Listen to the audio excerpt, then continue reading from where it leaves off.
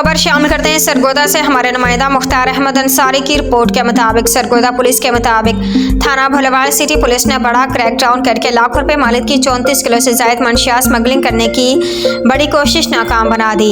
Inspector general of police Punjab doctor Usman Anwar के अहकामात के मुताबिक सरगोदा पुलिस का मंशियात फरोशों के खिलाफ क्रैकडाउन जारी है।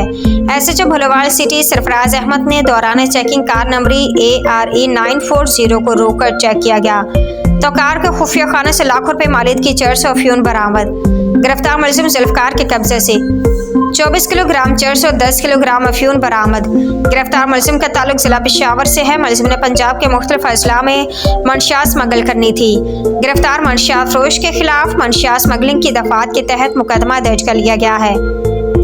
मंशियात स्मगलिंग में इस्तेमाल होने वाली कार को भी कब्जे पुलिस में लेकर कार्रवाई शुरू कर दी गई है। गिरफ्तार मंशियात फरोश से तफ्तीश जारी, मजीद इंकशाफात की तवक्को है। मंशियात फरोशी का मकरूह धंधा करने वालों के खिलाफ क्रैकडाउन जारी रहेगा। DPO Sargodha doctor Asad